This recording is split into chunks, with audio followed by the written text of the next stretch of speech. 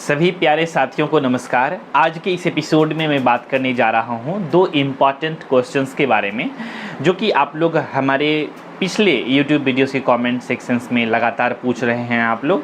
सबसे पहला जो कमेंट रहता है आप सभी का कि सर मुझे अभी तक एडमिट कार्ड के रिगार्डिंग ईमेल नहीं आए हैं, क्या मेरा भी फॉर्म रिजेक्ट हो गया होगा।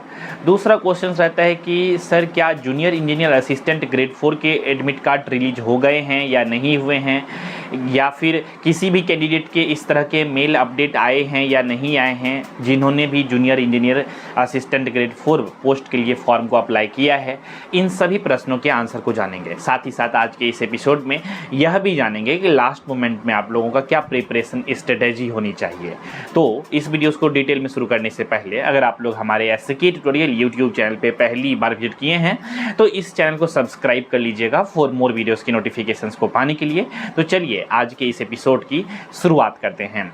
दोस्तों सबसे पहले मैं यहाँ पर क्लियर कर देता हूँ कि किन किन बच्चों को एडमिट कार्ड नहीं आने की संभावनाएं हैं। देखिए, बहुत सारे कैंडिडेट ने हमें कॉल किया है और अपना अपना समस्या को क्लियरली मेरे साथ शेयर किया है। देखिए दोस्तों, इसमें से जहाँ तक मैं इस समस्याओं को समझ पाया हूँ कि IOCL का जो ऑफिशियल नोटिफिकेशंस रिलीज हुआ था नॉन एग्जीक्यूटिव पोस्ट वाला, उसमें क्लियरली लिखा हुआ था कि अगर कोई भी कैंडिडेट एक से ज़्यादा पोस्ट के लिए फॉर्म को अप्लाई करेगा या फिर एक से ज़्यादा डिवीज़न में, जैसे कि आप लोग जानते हैं कि पाइपलाइन डिवीज़न और रिफाइनरीज डिवीज़न दोनों में वैकेंसी निकला हुआ था, तो बहुत सारे कैंडिडेट क्या किए हैं, दोनों डिवीज़न में एक एक पोस्ट के लिए फॉर्म को अप्लाई कर दिए हैं। तो नोटिफिकेशंस में क्लियरली मेंशन है कोई भी एक सिंगल कैंडिडेट अगर एक से ज़्यादा पोस्ट के लिए फॉर्म को अप्लाई करेगा तो उसके फॉर्म को रिजेक्ट कर दिया जाएगा। अब दूसरा कंडीशंस भी दिया गया था, अगर कोई भी कैंडिडेट एक ही डिवीज़न में दो फॉर्म को अप्लाई कर दिया है एक ही डिवीज़न में, तो पहला वाला फॉर्म को इनवैलिड माना जाएगा और दूसरा वाला जो फॉर्म अप्लाई किया है उसको वैलिड माना जाएगा। समझ में आ गई? तो ये क्लियरिटी आ गया होगा अब किसका फॉर्म रिजेक्ट होगा और किसका फॉर्म रिजेक्ट नहीं होगा। मे बी अब IOCL जाने एडमिट कार्ड रिलीज करेंगे या नहीं करेंगे, वो सभी चीज़ें IOCL का मैटर है। जस्ट मैं आप सभी को एक्सप्लेन कर रहा हूँ। दूसरा मुद्दा है कि जूनियर इंजीनियर असिस्टेंट ग्रेड 4 के लिए एडमिट कार्ड रिलीज हो गए हैं या नहीं हुए हैं। दोस्तों हमारे बैच में जितने भी कैंडिडेट हैं और YouTube पे भी अभी तक कोई भी कैंडिडेट ने मेल या फिर कमेंट सेक्शंस में, चैट सेक्शंस में ये लिख करके नहीं भेजा है कि सर एडमिट कार्ड के मेल मुझे भी आ गए हैं, जिन्होंने जूनियर इंजीनियर असिस्टेंट ग्रेड 4 के लिए, चाहे वो इलेक्ट्रॉनिक्स इंस्ट्रूमेंटेशन का हो, चाहे प्रोडक्शंस के लिए हो, किसी का भी नहीं आया है कि उसको मेल आया है इस तरह का। तो अब मुझे ऐसा लगता है कि मे बी ये लोग सारे टेक्निकल अटेंडेंट जो पोस्ट कोड 401 है इसके एग्जामिनेशंस लेंगे 29 सितंबर को, और जूनियर इंजीनियर जो असिस्टेंट ग्रेड 4 है इसका एग्जामिनेशन शायद किसी और दिन लेंगे। देखिए, अभी मैं इसका कोई पुष्टि नहीं कर रहा हूँ, ये मेरा एक अनुमान है। अभी तक कोई एडमिट कार्ड वगैरह सबका कोई चर्चा नहीं चला है, लेकिन हाँ, जो टेक्निकल अटेंडेंट के एडमिट कार्ड और के बारे में शॉर्ट नोटिस जो है रिलीज़ तो कर दी गई है, जैसे कि एग्जामिनेशन सेंटर किस सिटी में होंगे, एग्जामिनेशन कब से कब तक होंगे, टाइमिंग भी दे दी गई है कि नहीं है। तो इस आधार पे मैं बता सकता हूं कि टेक्निकल अटेंडेंट के एडमिट कार्ड तो रिलीज हो जाएंगे कल या परसों, हाई चांसेस है। लेकिन जूनियर इंजीनियर असिस्टेंट ग्रेड 4 का जितने भी ब्रांच के लिए जो वैकेंसीज आए थे इसके अभी तक कोई चर्चा नहीं चले हैं, तो आई थिंक लगता है हमको इसका एग्जामिनेशंस के डेट भी शायद दूसरा होंगे। लेकिन मैं फिर से यहाँ पर आप सभी को बताता हूँ, ये एक मेरा अनुमान है दोस्तों। जैसा मैं देख पा रहा हूँ आप सभी के जो कमेंट सेक्शंस में आते हैं कमेंट, या फिर आप IOCL के जो अपडेट को देख करके, मेरा ये ऐसा मानना है। ठीक है, तो बहुत ज़्यादा ब्लाइंडली बिलीव भी नहीं करना है, लेकिन हाँ, मे बी एग्जामिनेशन 29 को ही हो जाए सभी पोस्ट का। लेकिन हाई पॉसिबिलिटी है कि पहले टेक्निकल अटेंडेंट के जितने भी रीजन में फॉर्म भराए गए हैं सभी के 29 सितंबर को एग्जामिनेशन होंगे। यानी कि एग्जामिनेशन सिर्फ और सिर्फ किसका होंगे, टेक्निकल अटेंडेंट वाले पोस्ट के लिए 29 सितंबर को एग्जामिनेशन होने की पॉसिबिलिटी है। आई होप आप सभी चीज़ों को समझ गए होंगे, किसी भी तरह का यहाँ पर कोई कन्फ्यूजन्स नहीं हुआ होगा। जूनियर इंजीनियर असिस्टेंट ग्रेड 4 के लिए एडमिट कार्ड से रिलेटेड या फिर सेंटर से रिलेटेड या फिर एग्जामिनेशन के टाइमिंग से रिलेटेड अभी कोई लेटेस्ट अपडेट नहीं आई है। आई थिंक जब भी लेटेस्ट अपडेट आएंगे वो आप सभी को मेल के थ्रू बता ही दिए जाते हैं। तो आप सभी को पता चल ही जाएंगे और जब भी एडमिट कार्ड रिलीज होंगे।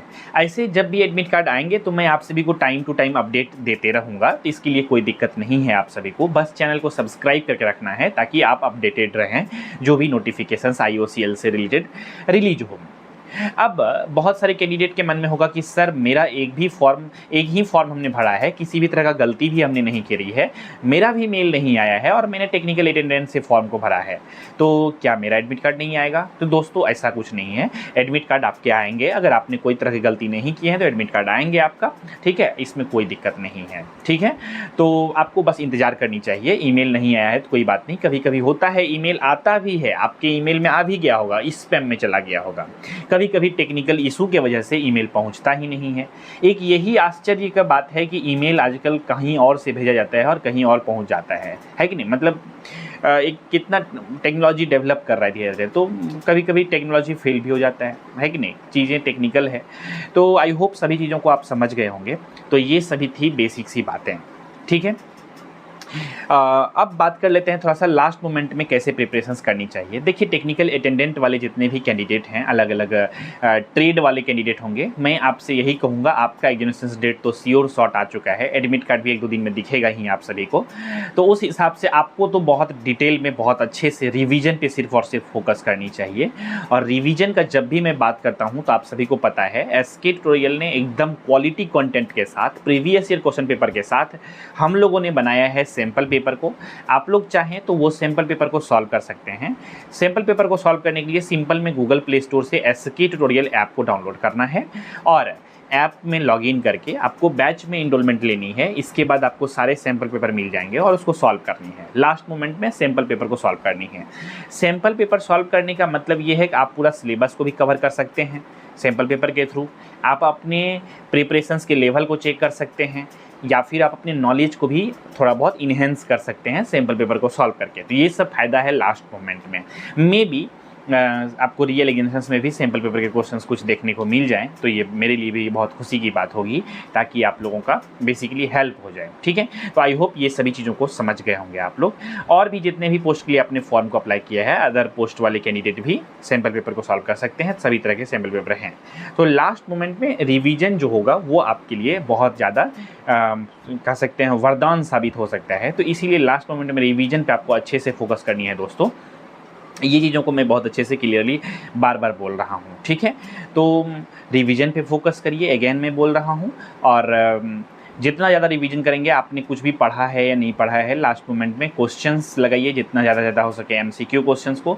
इलेक्ट्रिकल इलेक्ट्रॉनिक्स इंस्ट्रूमेंटेशन वाले जो कि junior engineer assistant grade 4 post के लिए हैं, वो लोग जितने भी सैम्पल पेपर दिए गए हैं उसको सॉल्व करिए। एक्स्ट्रा में अगर आप चाहते हैं तो RK राजपूत का बुक का ऑब्जेक्टिव को लगा सकते हैं, ये आपके ऊपर है, ठीक है। तो अभी आपके लिए कुछ भी एग्जामिनेशन डेट के लिए सर्टेनिटी नहीं है, मतलब कन्फर्म नहीं बताई जा रही है जैसा मुझे लगता है। तो इस वजह से आपके पास टाइम है, तो आप अच्छे से पढ़ाई पर ध्यान दीजिए, ठीक है। तो टेक्निकल अटेंडेंट वालों, अच्छे से प्रिपरेशंस करिए। आई होप सभी चीज़ें समझ में आ गया होगा। फिर भी किसी भी तरह का डाउट रह गया है, क्वेश्चन रह गया, कन्फ्यूजन रह गया है, तो आप लोगों के लिए कमेंट सेक्शन खुला है, आप लोग बढ़िया से लिख करके भेज सकते हैं। आजकल मैं आप सभी के कमेंट्स जो रिलीवेंट रहते हैं उसको भी मैं पढ़ता हूं और रिप्लाई भी करता हूं। तो आप लोग को जो भी डाउट है, क्वेश्चन है, कन्फ्यूजन्स हैं, आप लोग पूछ सकते हैं कमेंट सेक्शंस में।